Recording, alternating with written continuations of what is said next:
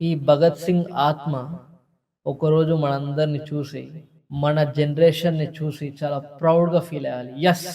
నా ప్రాణత్యాగం వృధా కాలేదు అన్న సెల్ఫ్ సాటిస్ఫాక్షన్ ఆ సోల్‌కుండాలి. ఈరోజు భగత్ సింగ్ మళ్ళీ మన ముందుకొచ్చి, మన భారతదేశంలో ఉండే యువత ఎలాంటి జీవితాన్ని గడుపుతుందో భగత్ సింగ్ చూస్తే, అతను గర్వపడతాడా? లేదా ఇలాంటి వాళ్ళ కోసమా నా జీవితాన్ని త్యాగం చేసి వీళ్ళకి స్వాతంత్రం తీసుకొచ్చినా అని బాధపడతాడా? కొద్ది రోజుల నుండి నేను భగత్ సింగ్ బుక్ చదువుతున్నా. ఆ బుక్ ఏంటంటే, ఇగో ఇదే ఆ బుక్. ఆ భగత్ సింగ్ బుక్ చదువుతున్నా. కంప్లీట్‌గా మనకంతా తెలుగులో ఉంది.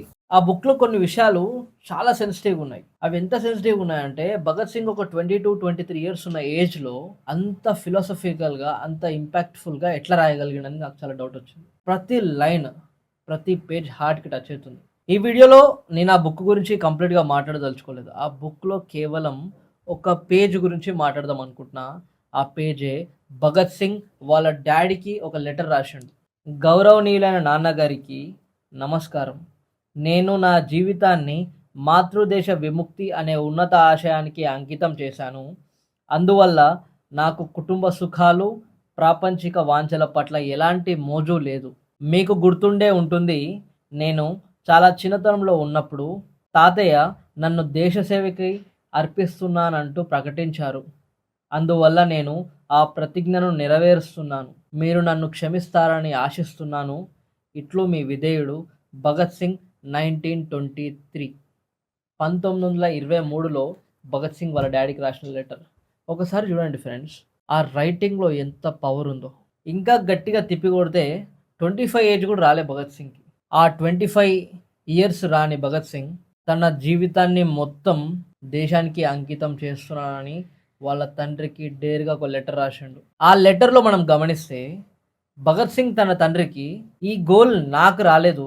మా తాతయ్య నన్ను ఈ దేశ సేవకి అర్పిస్తున్నానని" చెప్పిండు. అది నేను ఇంకా గుర్తుపెట్టుకున్నాను. అదే నా ఆశయంగా మారింది. ఇక్కడ గమనించండి ఫ్రెండ్స్. మనం మన మమ్మీ డ్యాడీ చెప్పిన విషయాలే, మన అమ్మ నాన్న చెప్పిన విషయాలే పెద్ద సీరియస్ తీసుకోము, పట్టించుకోము. అలాంటిది భగత్ సింగ్ వాళ్ళ తాత చెప్పిన ఒక పదాన్ని తీసుకొని, వాళ్ళ తాత నాకు చెప్పిండు, మా తాతయ్య నాకు ఈ పని చేయమని చెప్పిండు అనేసి ఆయన లైఫ్‌నే ఒక దేశానికి అంకితం చేశాడు. అంటే భగత్ సింగ్‌కి వాళ్ళ ఫ్యామిలీ పట్ల ఉన్న గౌరవం ఎంత అనేది మనం ఈ విధంగా అర్థం చేసుకోవచ్చు. ఆ తాత చెప్పిన చిన్న స్టేట్మెంట్‌ని తను మర్చిపోకుండా అతను ఆ మాటనే తన జీవిత లక్ష్యంగా మార్చుకున్నాడు. అదే మనం ఇప్పుడు గమనిస్తే 20-25 ఏజ్ గ్రూప్‌లో ఉన్న మధ్యలో ఉండే యూత్ అంతా ఏం చేస్తుంది? అయితే కెరీర్ అని బాధ, లేకపోతే డబ్బులు అని బాధ, లేకపోతే కావాల్సుకున్న కంఫర్ట్స్ లేవని బాధ, ఫ్యూచర్ ఏమైపోతుందన్న బాధ. కానీ ఆ టైంలో భగత్ సింగ్ ఈ దేశానికే స్వాతంత్రం తీసుకొస్తా అన్నంత పెద్ద గోల్‌తో ముందుకెళ్తుండేవాడనమాట. మన లైఫ్‌లో మన లైఫ్‌ని మనం సరిగ్గా చేసుకోవడానికే మనకు చాలా ఇబ్బందవుతుంది. ఆయన గోల్స్‌ని పక్కన పెట్టి దేశాన్నే కాపాడాలన్న గోల్ పెట్టుకున్నాడు. అదే విధంగా మనం ఆ లెటర్‌లో గమనిస్తే భగత్ సింగ్‌కి అంత ఫేమ్ అవసరం లేదు. డబ్బు అవసరం లేదు. పేరు అవసరం లేదు. ఆయనకి కావాల్సిందల్లా ఫ్రీడమ్, ఇండిపెండెన్స్. మనలాంటి తరాలు, మనలాంటి ఫ్యూచర్ జనరేషన్స్ స్వేచ్ఛగా జీవించాలని పోరాడిండు. దాని కారణంగానే ఈరోజు మనం కంప్లీట్ ఇండిపెండెన్స్ అండ్ ఫ్రీడమ్‌ని ఇంత స్వేచ్ఛగా బతకగలుగుతున్నాం. నచ్చింది మాట్లాడగలుగుతున్నాం. నచ్చిన ఒపీనియన్ పెట్టగలుగుతున్నాం. నచ్చిన కెరియర్‌ని చూజ్ చేసుకోగలుగుతున్నాం. మనకెలాంటి లైఫ్ కావాలో అలాంటి లైఫ్‌ని మనం డిజైన్ చేసుకోగలుగుతున్నాం. ఎందుకంటే మనకు ఆ ఫ్రీడమ్ ఉంది. కానీ ఎంతమంది ఆ ఫ్రీడమ్‌ని రియల్‌గా, ట్రూగా యూజ్ చేసుకుంటున్నారనేది పాయింట్ ఇక్కడ. చాలామంది యూత్ గంటల తరబడి క్రికెట్ గురించి మాట్లాడతారు. గంటల తరబడి సినిమా హీరోలు, హీరోయిన్‌ల గురించి మాట్లాడతారు. కొన్ని గంటల తరబడి పొలిటీషియన్స్ గురించి మాట్లాడతారు. వాటి వల్ల మనకు రిటర్న్ ఆఫ్ ఇన్వెస్ట్‌మెంట్ ఏంటి? Nothing. We don't get anything. That just an escape. That is just a distraction. అదేవిధంగా దేశం కోసం ప్రాణాలిచ్చి, దేశం స్వేచ్ఛగా బతకాలని ప్రాణాలిచ్చిన వాళ్ళ కోసం ఎంతమంది మాట్లాడతారు?